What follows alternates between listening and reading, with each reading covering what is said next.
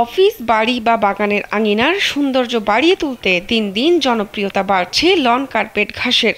চাহিদা বাড়ায় loan carpet ঘাস বাণিজ্যিকভাবে চাষ করে সফলতা পেয়েছেন অনেকে। এবার পতিত জমিতে বাণিজ্যিকভাবে এই ঘাস চাষ করে বছরে ৬ লাখ টাকা আয় করছেন এক কৃষক। ঢাকায় বেড়াতে গিয়ে লন কার্পেট ঘাস দেখে চাষের চিন্তা মাথায় আসে সাইকুল ইসলামের। চাষের পদ্ধতির খোঁজ খবর নিয়ে বাড়ি ফিরেই জমি ইজারা নেন তিনি। পরে বীজ সংগ্রহ করে ৮% জমির উপর পরীক্ষামূলকভাবে চাষ শুরু করেন। বর্তমানে ৭০% জমির উপর এই ঘাসের চাষাবাদ চলছে। ইতোমধ্যে দেশের বিভিন্ন জায়গায় তার জমির ঘাস বিক্রি হয়েছে। স্যান্ডেলিনা সো, রূপচর্চায় আভিজাত্য। আমি করতাম কৃষিকাজ করতাম।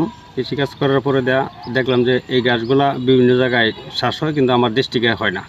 আমার ডিস্ট্রিক্টে যখন হয় না, তখন আমার মাথায় ঢুকলো যেটা আমি চাষ করব। এই চাষ করা শুরু করলাম ৮% জায়গা নিয়ে।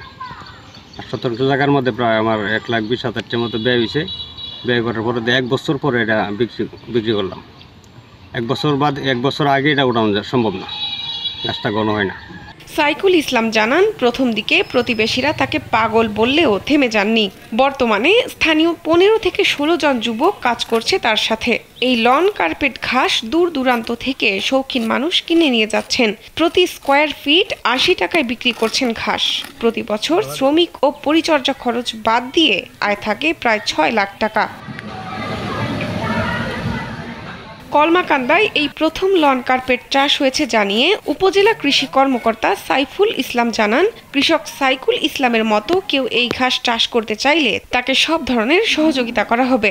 আমার উপজেলায় বাণিজ্যিকভাবে এই ধরনের প্রজেক্ট এখন পর্যন্ত হয় নাই। তো কেউ যদি আগ্রহ থাকে যে এভাবে বাণিজ্যিকভাবে লন টাফ গাছ উৎপাদন করে বিক্রি করবে, সেক্ষেত্রে উপজেলা কৃষি পরিবার কৃষি অফিস তাদেরকে সর্বোচ্চ সহযোগিতা করবে। বিশেষ করে বিভিন্ন প্রযুক্তি পরামর্শ, গাছ কেউ বৃদ্ধি পায়, কোনো রাসায়নিক বা কেমিক্যাল বা কোনো সার ব্যবস্থাপনা, পানি ব্যবস্থাপনা বা বিক্রয়ের ক্ষেত্রে কোনো সুযোগ থাকলে আমরা তাকে সর্বোচ্চ সহযোগিতা করব। ঘাসও বিক্রি করা যায় সেটা জানা ছিল না স্থানীয়দের। তবে সাইকুল ইসলামের সাফল্যে খুশি তারা। কর্মসংস্থানের ব্যবস্থা হওয়ায় খুশি এলাকার যুবকরাও। শাহনাজ পারভিন, কালবেলা।